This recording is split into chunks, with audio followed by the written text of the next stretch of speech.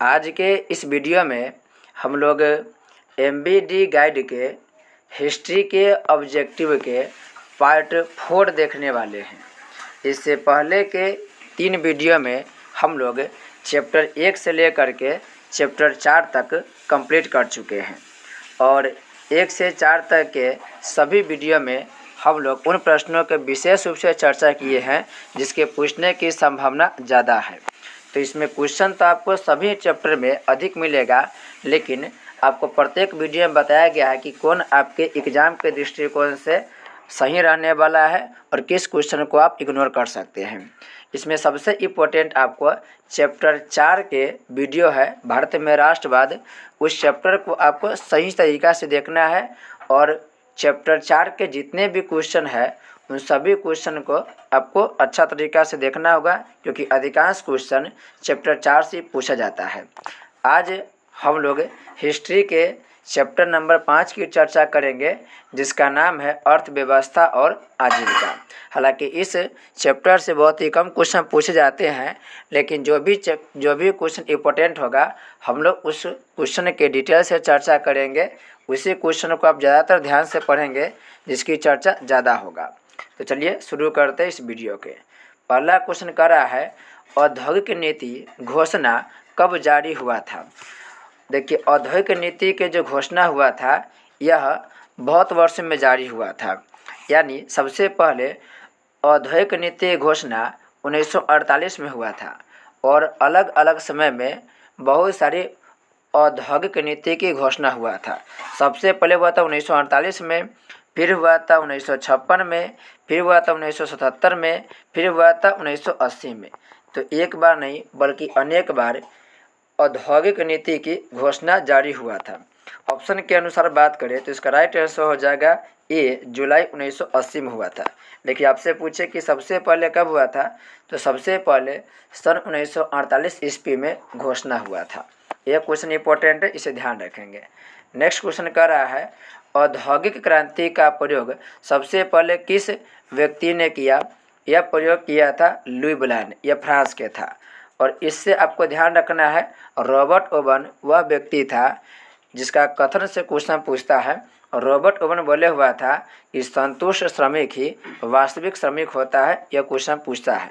James Watt, यह व्यक्ति James Watt जो है यह वाष्प इंजन बनाया था।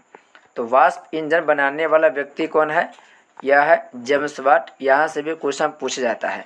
जहाँ पर विस्तार रूप से चर्चा होगा, जिस क्वेश्चन के एक्सप्लेनेशन ज़्यादा होगा, उस क्वेश्चन के पूछने की संभावना उतना ही ज़्यादा होगा। कार्ल मार्क्स याद रखेंगे आप लोग, दास कैपिटल का प्रकाशन, दास कैपिटल नामक जो किताब है वो कार्ल मार्क्स के द्वारा लिखा गया है।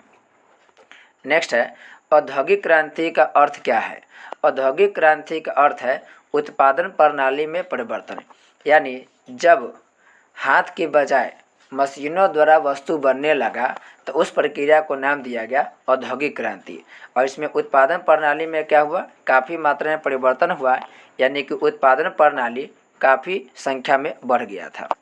नेक्स्ट है, औद्योगिक क्रांति योजना के तहत पहले या शुरू में कौन से उद्योग शामिल थे। तो पहले कोयला, कपास और लौह उद्योग शामिल था। शुरुआती समय में क्या हुआ था, कपास से कपड़ा बनाने का काम किया गया था। नेक्स्ट है, औद्योगिक क्रांति के परिणाम स्वरूप कौन सा देश विश्व का वित्तीय केंद्र बन गया। यह बन गया था इंग्लैंड देश। नेक्स्ट है, औद्योगिक क्रांति सर्वप्रथम किस देश में हुई। इंपॉर्टेंट क्वेश्चन याद रखेंगे। औद्योगिक क्रांति सबसे पहले इंग्लैंड देश में हुआ था। पूछेगा किस उद्योग के साथ हुआ था, तो याद रखेंगे यह हुआ था वस्त्र उद्योग के साथ स्टार्ट हुआ था। वस्त्र पूछेगा कौन वस्त्र उद्योग, तो आप रखिएगा याद, सूती वस्त्र उद्योग के साथ औद्योगिक क्रांति की शुरुआत इंग्लैंड देश में हुई थी। तीनों क्वेश्चन इंपॉर्टेंट है, ध्यान रखेंगे। छठा इंपॉर्टेंट क्वेश्चन है। नेक्स्ट है, भारत के लिए फैक्ट्री एक्ट कब पारित हुआ।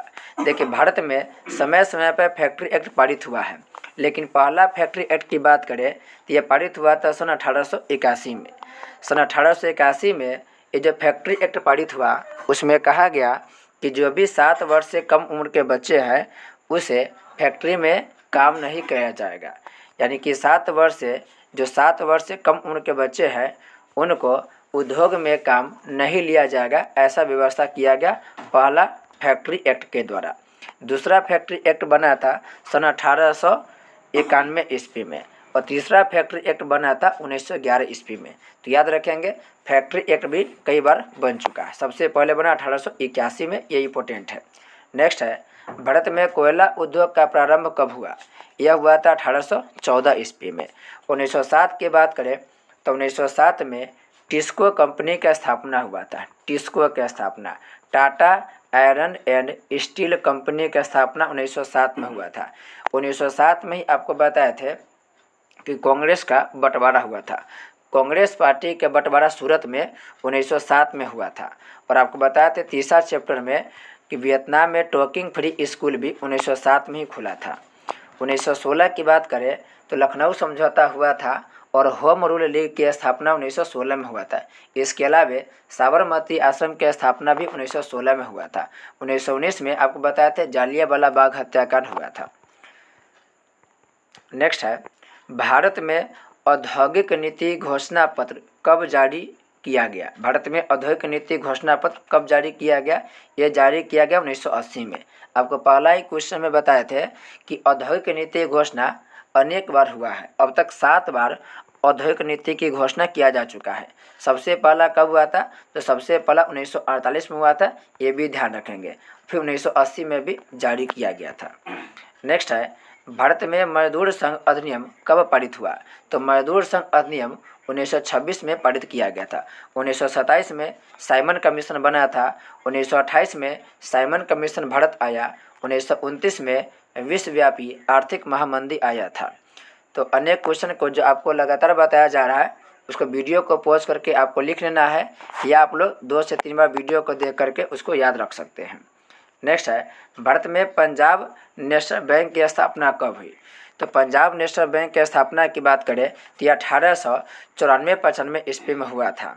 यानी इसका राइट आंसर हो जाएगा ए।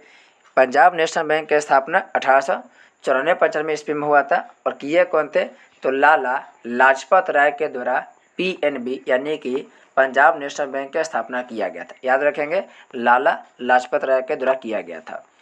नेक्स्ट है भारत सरकार ने 1921 ईस्वी में एक राजस्व आयोग नियुक्त किया और उसका प्रधान किसे बनाया? यह बनाया गया था इब्राहिम रहमतुल्लाह को। देखिए यह क्वेश्चन पूछा गया है, यह क्वेश्चन पिछले बार पूछा गया था, तो ध्यान रखेंगे इब्राहिम रहमतुल्लाह को राजस्व आयोग नियुक्त किया गया था। नेक्स्ट है भारत में प्रथम लिमिटेड कंपनी बिरला ब्रदर्स की स्थापना कब हुई थी? बात कर ले बिरला ब्रदर्स की तो इसकी स्थापना सन 1918 ईस्वी में किया गया था। आप एक नाम सुनते होंगे घनश्याम दास बिरला।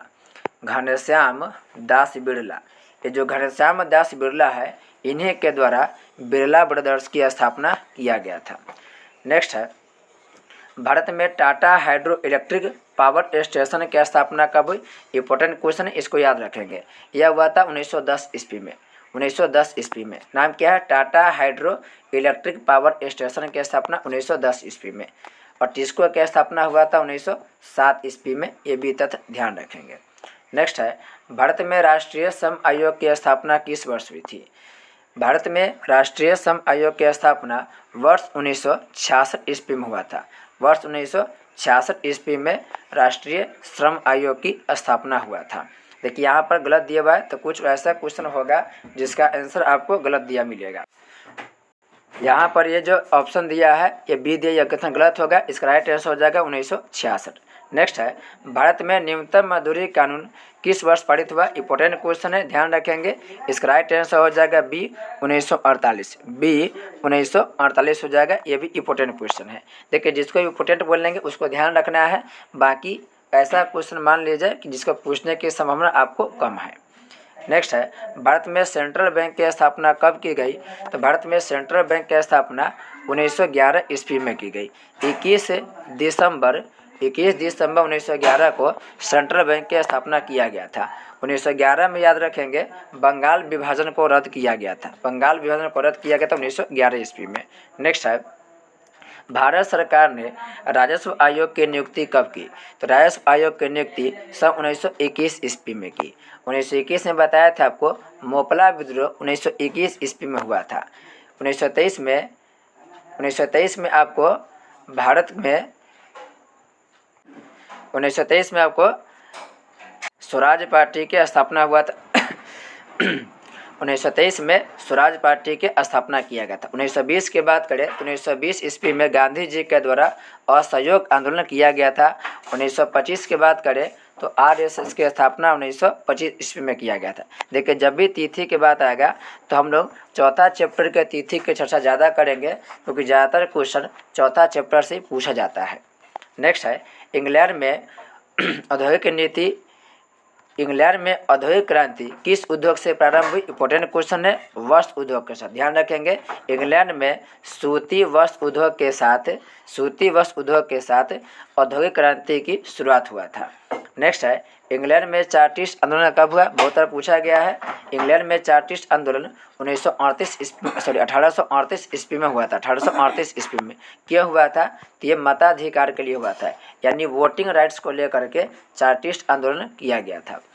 नेक्स्ट है इंग्लैंड में पहला फैक्ट्री कानून कब पारित किया गया? ये बल्कि नया क्वेश्चन है, इससे नहीं पूछा जाएगा।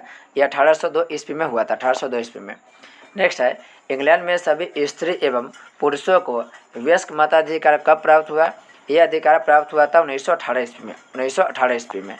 नेक्स्ट है जमशेदजी टाटा ने Tata iron and steel company की स्थापना कब की? यह किया गया था 1907 में। याद रखेंगे, Tata iron and steel company को ही शॉर्टकट में क्या बोलते हैं? टिस्को बोलते हैं। तो टिस्को की स्थापना 1907 ईस्वी में हुआ था। अगला है Tata iron and steel company की स्थापना किसने की थी? यह किए थे जमशेदजी टाटा किए थे झारखंड राज्य में। नेक्स्ट है बुर्जुआ वर्ग किसे बुर्जुआ वर्ग कहते हैं? तो बुर्जुआ वर्ग मध्यम वर्ग को कहा जाता है, मध्यम वर्ग। देखिए, समाज में 3 प्रकार के वर्ग होता है। एक होता है उच्च वर्ग, जिसके पास संसाधन बहुत ज़्यादा होता है। फिर होता है मध्यम वर्ग को ही बुर्जुआ वर्ग कहा जाता है। और फिर आता है समाज में निम्न वर्ग। तो शुरुआत में ये जो मध्यम वर्ग था, यही मध्यम वर्ग आगे जा कर के उच्च वर्ग की स्थापना करता है। नेक्स्ट है बाराबंदी आंदोलन कहाँ हुआ? बाराबंदी आंदोलन का संबंध इंग्लैंड से। इंग्लैंड में बाराबंदी आंदोलन हुआ था। नेक्स्ट है 1917 ईस्वी में भारत में पहली जूट मिल किस शहर में खुली? यह खुला था कलकत्ता में। कलकत्ता में 1917 में पहली बार जूट मिल खुला था, क्योंकि आपको पता होगा कि कलकत्ता के वह क्षेत्र है जहाँ पर जूट की खेती ज़्यादा होता है। तो जहाँ पर जूट का उत्पादन ज़्यादा होगा वहीं पर जूट के मिल भी स्थापित होगा। 1917 से 2 बात और याद रखेंगे। गांधी जी के द्वारा चंपारण सत्याग्रह 1917 ईस्वी में किया गया था। इसके अलावा आप याद रखेंगे 1917 में ही रूसी क्रांति हुआ था। तो रूसी क्रांति 1917 में हुआ था, चंपारण सत्याग्रह 1917 में हुआ था, और पहली बार इंडिया में जूट मिल 1917 में ही स्थापित किया गया था। नेक्स्ट है 1829 में जॉर्ज स्टीफेंसन ने अपने स्वनिर्मित इंजन से सर्वप्रथम रेल परिवहन की शुरुआत कहाँ से कहाँ तक की? इस राइट आंसर जगह लिवरपूल से मैनचेस्टर तक। यह इंग्लैंड के इलाका है। लिवरपूल और मैनचेस्टर दोनों इंग्लैंड में है। ये मैनचेस्टर काफ़ी फेमस है। ये जो मैनचेस्टर है यह सूती कपड़ा बनाने का बहुत फेमस जगह है। तो याद रखिएगा, मैनचेस्टर सूती वस्त्र उद्योग के लिए काफ़ी प्रसिद्ध स्थान है। इसलिए दुनिया में बहुत स्थान जो सूती कपड़ा के लिए प्रसिद्ध होता है उसे मैनचेस्टर बोल देते हैं। क्वेश्चन पूछता है भारत के मैनचेस्टर किसे कहते हैं? तो भारत के मैनचेस्टर अहमदाबाद शहर को कहा जाता है, अहमदाबाद को कहा जाता है। लिवरपूल में भी सूती वस्त्र उद्योग का बहुत बड़ा कारखाना है। नेक्स्ट है 1934 में सनलाइट साबुन के कैलेंडर पर किस भगवान का फोटो छपा था? यह छपा था विष्णु भगवान के फोटो छपा था। अभी आपको दिखा रहे हैं, याद रखेंगे। ये जो सनलाइट साबुन है, सनलाइट साबुन, इसे कैलेंडर पर किस भगवान के? विष्णु भगवान के फोटो छपा था। अभी आपको विष्णु भगवान वाला दिखा रहे फोटो। जैसे ये देखिए, ये जो यहाँ पर आप देख सकते हैं लिखा है सनलाइट सोप है। और यहीं पर आप जो देख रहे हैं फोटो, इस फोटो में विष्णु भगवान को दिखाया गया। ये जो बीच में बैठे हैं ये विष्णु भगवान हो गए सनलाइट साबुन पर। चलिए अगला क्वेश्चन है इसमें, नेक्स्ट क्वेश्चन कर रहा है इसमें। अगला है 1928 में ग्राइप वाटर के 1928 में ईस्वी में ग्राइप वाटर के कैलेंडर पर किस भगवान का चित्र छपा था? ये छपा था कृष्ण जी के। लेकिन कृष्ण जी के कौन रूप को दर्शाया गया है? तो कृष्ण जी के बाल रूप को दर्शाया गया, यानी कि कृष्ण जी जब बचपन में थे उसी बचपन वाले पिक्चर को दर्शाया गया है ग्राइप वाटर के कैलेंडर पर। इसका भी फोटो आपको दिखा रहे हैं। इस फोटो के स्क्रीनशॉट ले लेना है आप लोगों को, इससे आपको ज़्यादा समय तक याद रहेगा। जैसे ये जो फोटो देख सकते हैं, इसमें लिखा हुआ है, देखिए ऊपर में लिखा हुआ है ग्राइप वाटर, और इसमें कृष्ण जी के बाल रूप को दर्शाया गया है। ये दोनों क्वेश्चन देखिए पूछने की संभावना है। हालांकि ऐसा क्वेश्चन कम पूछा जाता था, लेकिन वर्तमान समय में इस प्रकार का क्वेश्चन पूछा जा रहा है। अगला है, जेम्स वाट ने किस यंत्र का आविष्कार किया? मोस्ट वीवीआई क्वेश्चन है, इसको याद रखेंगे, बहुत इंपॉर्टेंट क्वेश्चन है। जेम्स वाट ने किस यंत्र का आविष्कार किया था? ये किए थे वास्प इंजन, बहुत इंपॉर्टेंट है, याद रखेंगे। फ्लाइंग शटल का आविष्कार किसने किया था? तो फ्लाइंग शटल का आविष्कार जॉन के ने किया था, जॉन के ने किया था। देखिए जितने भी मशीन है और उसके आविष्कारक है, इस सबका एक प्रॉपर वीडियो होगा, अलग तरीक़ा से ट्रिक के साथ बताया गया है। आप इस चैनल के प्लेलिस्ट में जाएंगे तो आपको हिस्ट्री वाले सेगमेंट में जाएंगे तो वहाँ पर आपको इस पूरे टॉपिक के वीडियो बनाया गया है, जो ट्रिक के साथ बताया गया, जो आसानी से आपको सभी मशीन और उसके आविष्कारक को आसानी से याद करा देगा। नेक्स्ट है, फ्लाइंग शटल का आविष्कार किसने किया था? फ्लाइंग शटल का आविष्कार जॉन के ने किया था। नेक्स्ट है, स्पिनिंग जेनी का आविष्कार किसने किया था? स्पिनिंग जेनी का आविष्कार जेम्स हार्ग्रीव्स ने किया था, जेम्स हार्ग्रीव्स ने किया था। देखिए इसमें भी ऑप्शन गलत दिया हुआ है, राइट आंसर होगा जेम्स हार्ग्रीव्स ने किया था। नेक्स्ट है, वाष्प चलित रेल इंजन का आविष्कार किसने किया था? ये किया था जॉर्ज स्टीफेंसन। यहाँ पे कन्फ्यूज नहीं होना है। देखिए जो जेम्स वाट है ये वाष्प इंजन बनाया था, जेम्स वाट जो है ये वाष्प इंजन बनाया था, लेकिन जॉर्ज स्टीफेंसन जो है ये वाष्प चलित रेल इंजन बनाया था। तो वाष्प से जब रेल इंजन जोड़ दे, रेल जब जोड़ दे तो रेल इंजन जब जोड़ दे तब होगा जॉर्ज स्टीफेंसन। और जब पूछेगा सिंपल कि वाष्प इंजन बनाया कौन था, तो ये जेम्स वाट ने बनाया था। अगला है, व्यापार को प्रोत्साहन देने के लिए मुक्त व्यापार की नीति किस देश में अपनाई गई? ये अपनाया गया था इंग्लैंड में। मुक्त व्यापार के मतलब होता है कि जो भी व्यापार हो रहा है उस व्यापार में जितना भी प्रतिबंध है उस सभी प्रतिबंध को क्या कर देना? समाप्त कर देना। और जैसे ही प्रतिबंध समाप्त हो जाएगा वह कहलाएगा मुक्त व्यापार। अगला है, कानपुर में एल्गिन मिल की स्थापना कब की गई थी? यह किया गया था 1960 ईस्वी में। अगला है, अंतर्राष्ट्रीय श्रमिक संघ की स्थापना कब की गई? ये इंपॉर्टेंट क्वेश्चन याद रखेंगे। यह किया गया था 1919 में किया गया था। नेक्स्ट है, लंदन में अनिवार्य प्राथमिक शिक्षा कब लागू हुई थी? ये लागू हुआ था 1870 ईस्वी में, 1870 ईस्वी में। देखिए एक दो क्वेश्चन आपको ऐसा मिल जाएगा जहाँ की ऑप्शन गलत दिया हुआ है, तो यहाँ ध्यान रखेंगे। ये इसका राइट आंसर हो जाएगा 1870 में ही इटली के एकीकरण हुआ था। अगला है, भिलाई, राउरकेला तथा दुर्गापुर में कब इस्पात कारखाने खुले? यह खुला था 1955 में। भिलाई कहाँ है? तो भिलाई छत्तीसगढ़ में है, याद रखेंगे। भिलाई कहाँ है? भिलाई भारत के छत्तीसगढ़ राज्य में है। और भिलाई कंपनी को बनाने में रूस हमारा हेल्प किया था। राउरकेला की बात करें तो राउरकेला आपको मिलेगा, ये मिलेगा उड़ीसा में। राउरकेला मिलेगा भारत के उड़ीसा राज्य में। ये सभी लोहा इस्पात कारखाना है। और दुर्गापुर मिलेगा पश्चिम बंगाल में। दुर्गापुर कहाँ है? तो पश्चिम बंगाल में है। अगला है, प्रोटोनोवा जो तमिलनाडु में है में पहला लोहा इस्पात कारखाना कब स्थापित हुआ? यह स्थापित हुआ 1830 में। 1830 में स्थापित हुआ था, याद रखेंगे। ये जो प्रोटोनोवा है ये तमिलनाडु में है और यहीं पर लोहा इस्पात कारखाना लगा था, लेकिन यह सफल नहीं हो पाया था। नेक्स्ट है, 20वीं शताब्दी के आयातित कपड़ों के मैनचेस्टर के लेवल पर किस प्रकार के चित्र छपे होते थे? तो इस पर भारत के देवी देवताओं के पिक्चर छपे होते थे। हालांकि और भी बहुत सारे पिक्चर छपा था, लेकिन मुख्य रूप से भारतीय देवी देवताओं के था। नेक्स्ट है, सेफ्टी लैम्प का आविष्कार किसने किया था? मोस्ट वीवीआई है, याद रखेंगे इसको, वीवीआई लगा देंगे इसको। सेफ्टी लैम्प का आविष्कार यह हम्फ्री डेवी ने किया था, हम्फ्री डेवी ने किया था। अगला है, अखिल भारतीय ट्रेड यूनियन कांग्रेस की स्थापना कब हुई? यह हुआ था 1920 में। और अखिल भारतीय ट्रेड यूनियन कांग्रेस को हम लोग शॉर्ट का फॉर्म में AITUC यानी कि एटक कहते हैं। तो पूछ लेगा आपसे डायरेक्ट, एटक की स्थापना कब हुआ? 1920 में हुआ था। एटक यानी all India trade union Congress, और इसके प्रथम अध्यक्ष लाला लाजपत राय थे। अगला है स्पिनिंग जेनी का आविष्कार कब हुआ था। तो स्पिनिंग जेनी के आविष्कार की बात करें तो ये हुआ था सन 1764 में, सन 1764 में। और स्पिनिंग जेनी का आविष्कार कौन किया था, ये किया था जेम्स हारग्रीव्स ने, जेम्स हारग्रीव्स के द्वारा किया गया था। नेक्स्ट है वैज्ञानिक समाजवाद की अवधारणा का प्रतिपादन किसने किया, यह कहते हैं कार्ल मार्क्स। याद रखेंगे, कार्ल मार्क्स को वैज्ञानिक समाजवाद या आधुनिक समाजवाद के पिता कहा जाता है। कार्ल मार्क्स को वैज्ञानिक समाजवाद या आधुनिक समाजवाद के पिता कहा जाता है। रॉबर्ट ओवन बोले हुआ था संतुष्ट श्रमिक ही वास्तविक श्रमिक होता है। नेक्स्ट है मुंबई में सर्वप्रथम सूती कपड़े के मिलों की स्थापना कब हुई, यह हुआ था 1854 में। देखिए 1853 में इंडिया में ट्रेन चला था, 1853 में ट्रेन चला, 1854 में सूती कपड़ा के मिल लगा था, 1855 में जूट के मिल लगा था।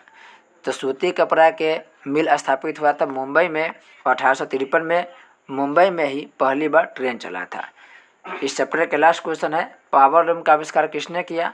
तो पावर लूम का आविष्कार एडमंड कार्टराइट ने किया था, एडमंड कार्टराइट ने किया था। इंपॉर्टेंट क्वेश्चन ये भी है, देखिए ये भी इंपॉर्टेंट है और ये भी इंपॉर्टेंट क्वेश्चन है। हालांकि ये जो क्वेश्चन है ये पृष्ठ 45 नंबर क्वेश्चन ये पृष्ठ चैप्टर से पूछा गया है।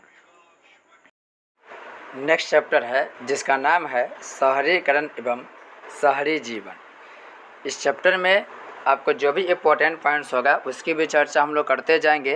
और नहीं तो आप लोग ऐसे अनुमान लगा सकते हैं कि जहां पर बॉक्स में आपको कुछ अंक दिखे, जैसे कि 22A दिया है तो 2022 के फर्स्ट शिफ्ट में पूछा गया है। उस तरीक़े से आप यहाँ देख सकते हैं कि यहाँ पर दिया 21A, यहाँ पर दिया 19C। इस टाइप के जो भी क्वेश्चन मिलेगा इसका मतलब है वो पिछले कभी ना कभी किसी वर्ष में पूछा गया है। तो ये तथ्य आप ज़्यादा ध्यान रखेंगे, बाकी जो भी इम्पोर्टेंट होगा उस पर हम लोग ज़्यादा विस्तार से चर्चा करते रहेंगे। पहला इसमें कह रहा है बिहार को पृथक राज्य का दर्जा कब दिया गया। बिहार को पृथक राज्य का दर्जा 1912 ईस्वी में दिया गया। देखिए 1911 ईस्वी में बिहार को बंगाल से अलग करने का डिमांड हुआ और 1912 ईस्वी में बिहार को एक अलग राज्य बना दिया गया। 1913 में लाला हरदयाल के द्वारा गदर पार्टी की स्थापना किया गया। तो गदर पार्टी की स्थापना हुआ 1913 ईस्वी में। इंपॉर्टेंट क्वेश्चन है, याद रखना है इसको। नेक्स्ट है बिहार का विभाजन कर अलग झारखंड राज्य कब बना। बिहार से अलग होकर के झारखंड 2000 ईस्वी में अलग हुआ क्या और अलग राज्य बना था। अब 3 राज्य को याद रखेंगे। सन 2000 ईस्वी में 3 राज्य बना था। 3 राज्य में सबसे पहले बना था छत्तीसगढ़, और ये जो छत्तीसगढ़ राज्य है ये बना था पहला 1 नवंबर 2000 ईस्वी को, 1 नवंबर 2000 ईस्वी को। फिर उसके बाद बना उत्तराखंड। ये जो उत्तराखंड राज्य है ये उत्तर प्रदेश से अलग हुआ था और ये बना था 9 नवंबर के दिन। इसके बाद 15 नवंबर 2000 को झारखंड राज्य बना और ये झारखंड राज्य बिहार से अलग होकर के बना था। तो ध्यान रखेंगे 3 राज्य बना था 2000 में।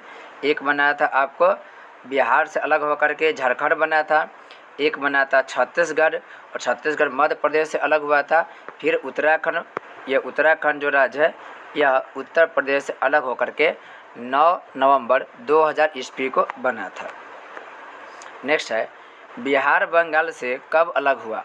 अभी चर्चा हुआ बिहार बंगाल से 1912 ईस्वी में अलग हुआ था। 1915 में आप 2 बात याद रखेंगे, एक गांधी जी दक्षिण अफ्रीका से भारत लौटे थे, दूसरा 1915 ईस्वी में हिंदू महासभा की स्थापना हुआ था। तो हिंदू महासभा की स्थापना 1915 ईस्वी में हुआ था, ये भी तो ध्यान रखेंगे। नेक्स्ट है उड़ीसा बिहार से कब अलग हुआ।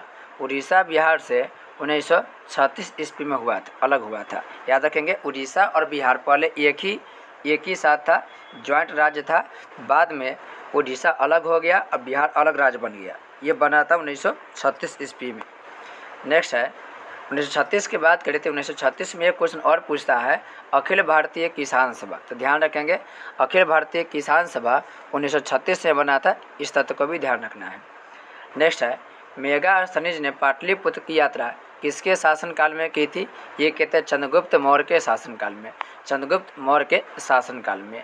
नेक्स्ट है मेगास्थनीज के अनुसार पाटलिपुत्र नगर एक समिति द्वारा शासित था।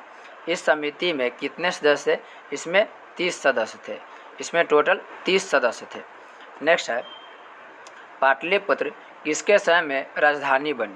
ये जो पाटलिपुत्र है ये उदयन के समय में राजधानी बनी थी। ध्यान रखेंगे, उदयन के समय में पाटलिपुत्र राजधानी बनी थी। पाटलिपुत्र नगर की स्थापना किस शासक द्वारा की गई? ये किया गया अजातशत्रु के समय में, अजातशत्रु के समय में, और राजधानी बनाया था उदयन के द्वारा। तो पाटलिपुत्र को राजधानी किसने बनाया? ये बनाया था उदयन ने पाटलिपुत्र को राजधानी बनाया था। अगला है पाटलिपुत्र के राजभवन और अन्य भवनों का निर्माण देवताओं ने किया। यह किसका कथन है? यह फाहियान बोला था। फाहियान एक चीनी यात्री था और फाहियान के द्वारा कहा गया है कि पाटलिपुत्र का जो राजभवन है, राजभवन को कहीं कहीं राजप्रसाद भी आपको लिखा हुआ मिलेगा। राजप्रसाद के मतलब होता है राजा के महल, राजा के महल। तो जो राजप्रसाद है यह राजप्रसाद आदमी के द्वारा न बना करके देवताओं के द्वारा बनाया गया है। क्योंकि जब फाहियान इंडिया में आया तो यह पाटलिपुत्र का जब भ्रमण कर रहा था तो इसके यहाँ के यानी पाटलिपुत्र के जो भवन था, चंद्रगुप्त मौर्य के जो भी महल था, वो महल इतना खूबसूरत था और इतना ज़्यादा विशाल और भव्य था कि देख करके फाहियान बोला कि यह इंसानों के द्वारा न बना होगा बल्कि यह देवताओं के द्वारा निर्मित हुआ होगा। यानी यह इंसान के द्वारा न बना करके देवता द्वारा बनाया गया है। यह कथन फाहियान का है, पाटलिपुत्र के संदर्भ में कहा गया है। नेक्स्ट है पटना में गोलघर का निर्माण किस वर्ष किया गया? यह गोलघर की स्थापना किया गया 1786 में। ध्यान रखेंगे, भारत में सन 1770 ईस्वी में बहुत भयंकर अकाल पड़ा था।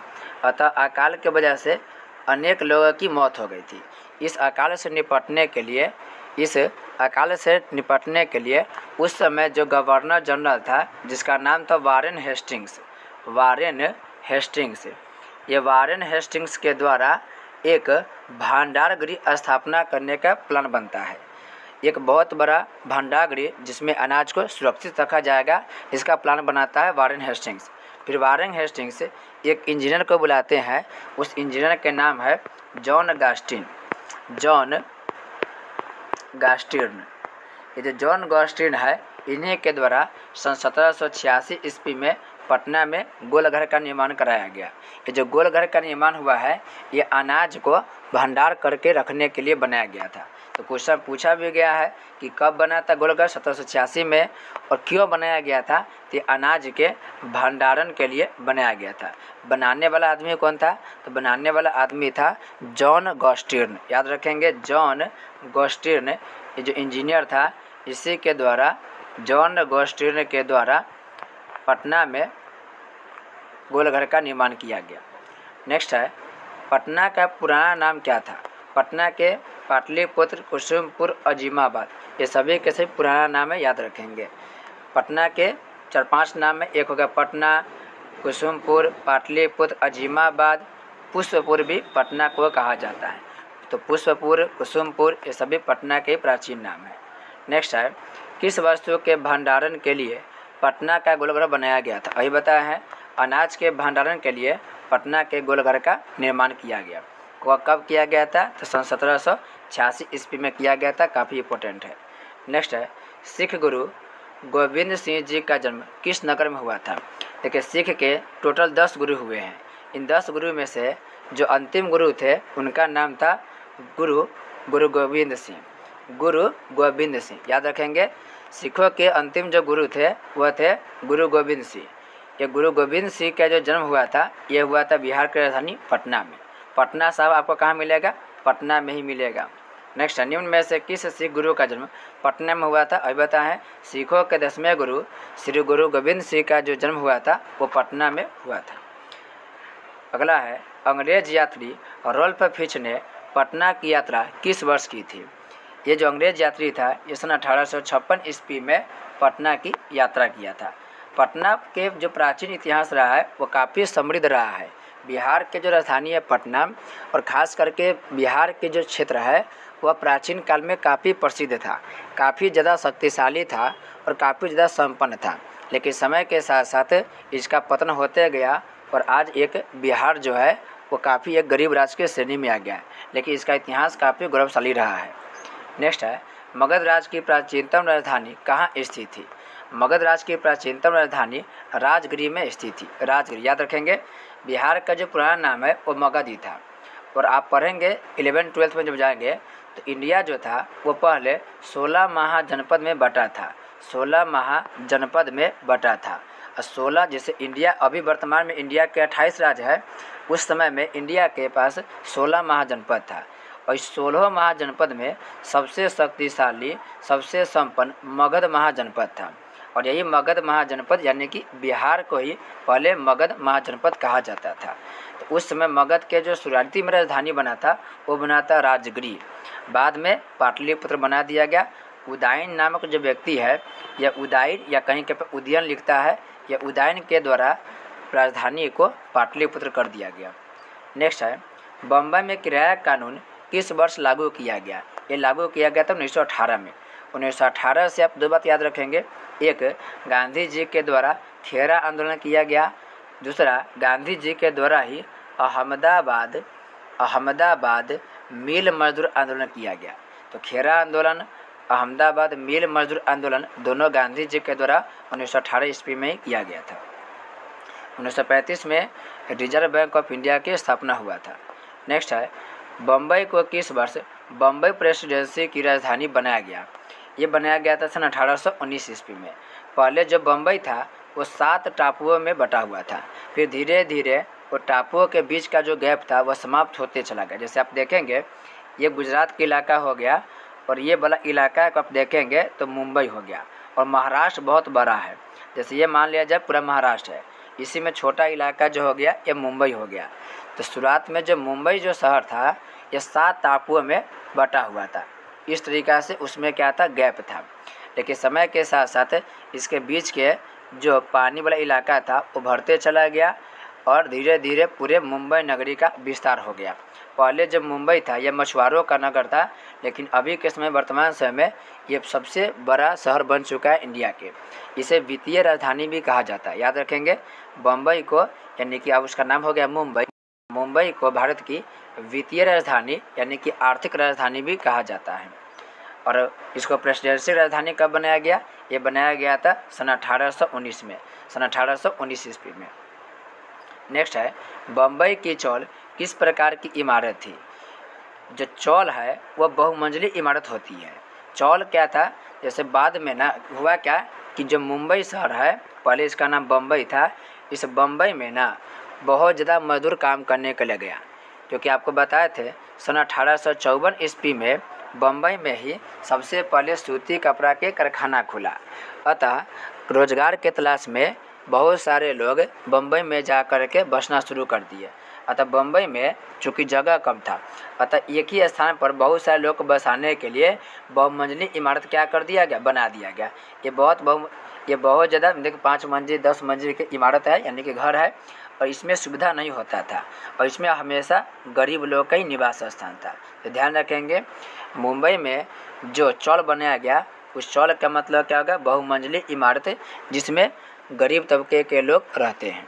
इसमें सुविधा नहीं होता है, बिजली पानी जो साफ़ सफाई की सुविधा है वो कम होता है, क्योंकि एक छोटा छोटा रूम होता है और उसी छोटा रूम में लोग रहते भी है, खाना बनाते भी है, सभी के लिए अलग अलग टॉयलेट नहीं होता है। 15-20 रूम पर एक टॉयलेट की व्यवस्था होता है, इसलिए यहाँ पे गंदगी ज़्यादा फैलता है। नेक्स्ट है, लंदन में भूमिगत रेल किस वर्ष आरंभ हुआ था?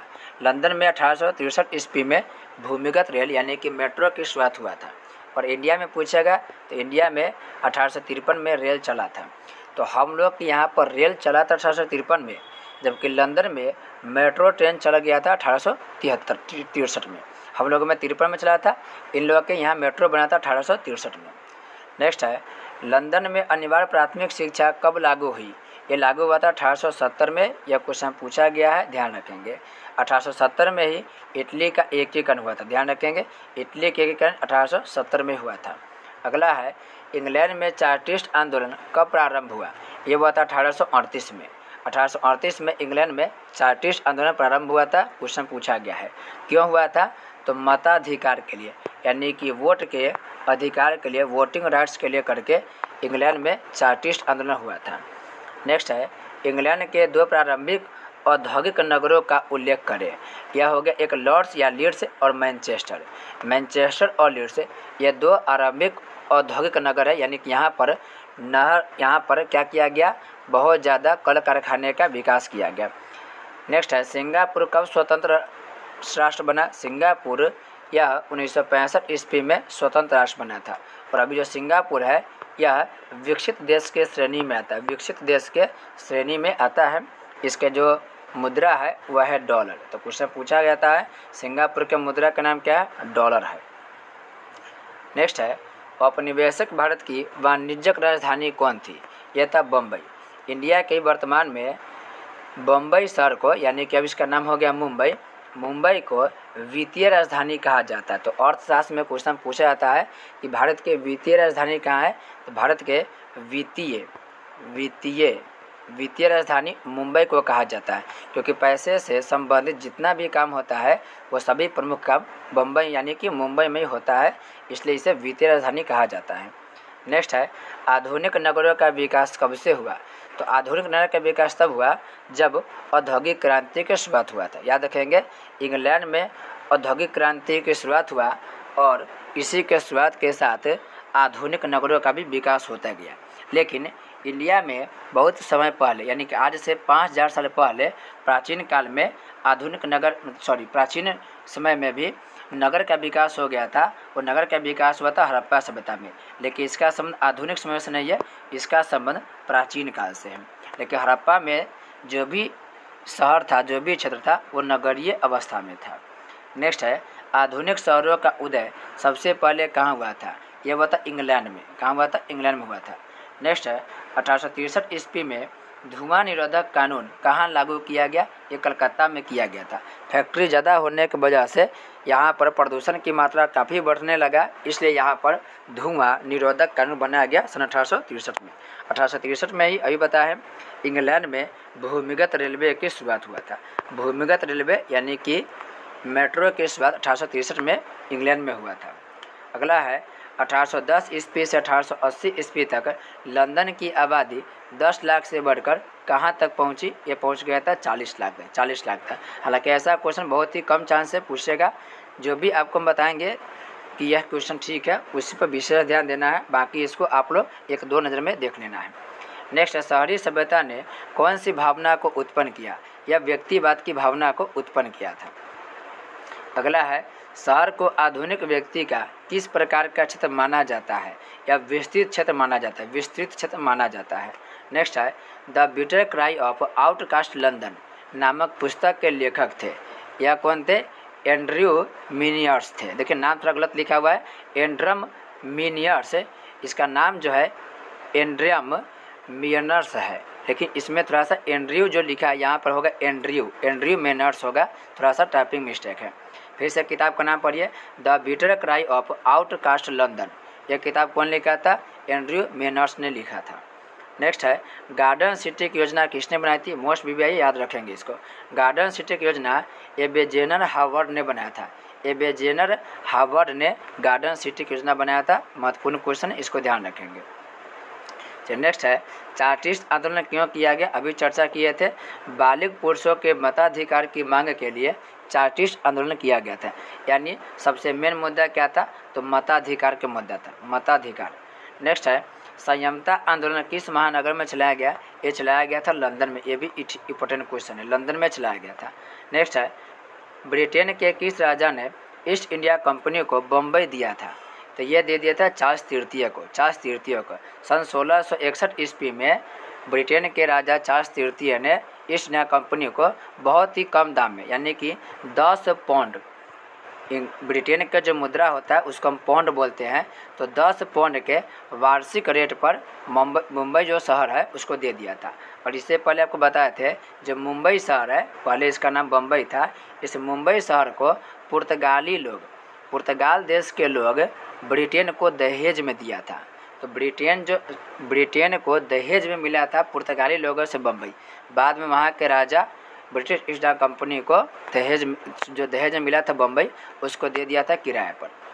नेक्स्ट है दादा साहब फाल्के ने निम्नांकित किस फिल्म का निर्माण किया? एक ये थे राजा हरिश्चंद्र। सन 1913 ईस्वी में राजा हरिश्चंद्र का निर्माण किया गया और यह इंडिया में बनने वाली प्रथम फिल्म थी।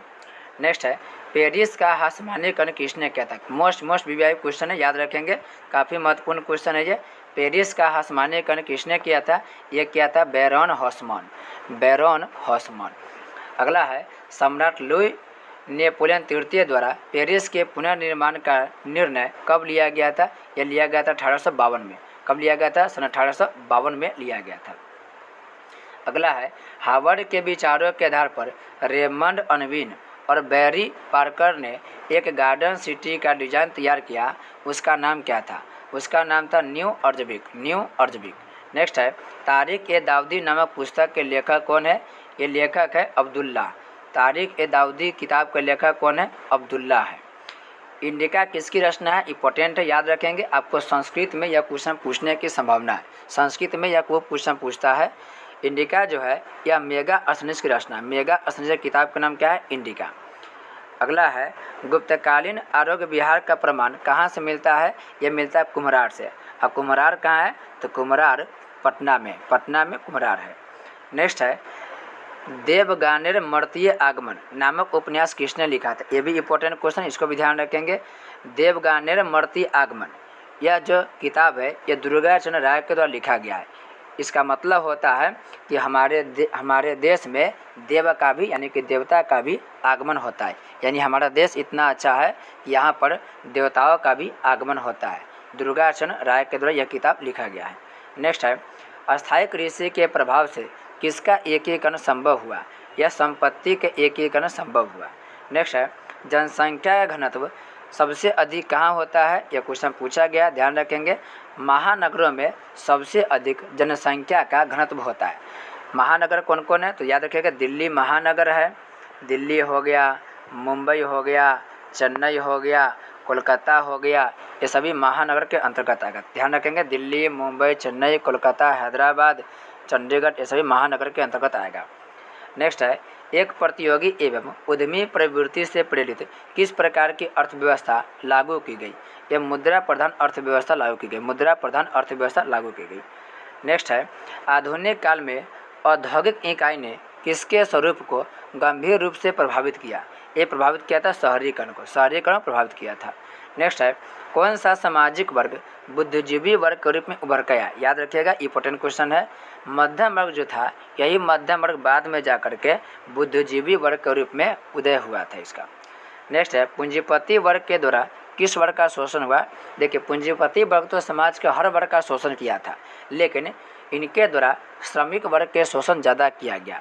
इसका राइट आंसर हो जाएगा 50 के श्रमिक वर्ग का शोषण ज़्यादा किया गया था। नेक्स्ट है, सामंती व्यवस्था से हटकर किस प्रकार की शहरी व्यवस्था की प्रवृत्ति बढ़ी? तो यह प्रगतिशील प्रवृत्ति बढ़ी थी। प्रगतिशील प्रवृत्ति जैसी व्यवस्था बढ़ा था। लास्ट क्वेश्चन है, अंतर्राष्ट्रीय मजदूर दिवस कब मनाया जाता है? इंपॉर्टेंट क्वेश्चन, ध्यान रखेंगे। 1 मई को मनाया जाता है। 1 मई को आपको हम 4-5 तिथि बताए थे याद करने के लिए, वहाँ से क्वेश्चन पूछता ही है। 1 मई को क्या हो गया? अंतर्राष्ट्रीय मजदूर दिवस। 5 जून को बताए थे आपको, 5 जून को विश्व पर्यावरण दिवस मनाया जाता है। विश्व पर्यावरण दिवस 5 जून को मनाया जाता है। फिर बताए थे आपको 8 मार्च, तो 8 मार्च को अंतर्राष्ट्रीय महिला दिवस मनाया जाता है। अंतर्राष्ट्रीय महिला दिवस 8 मार्च को मनाया जाता है। फिर बताए थे आपको 15 मार्च को अंतर्राष्ट्रीय स्तर पर राष्ट्रीय उपभोक्ता अधिकार दिवस मनाया जाता है।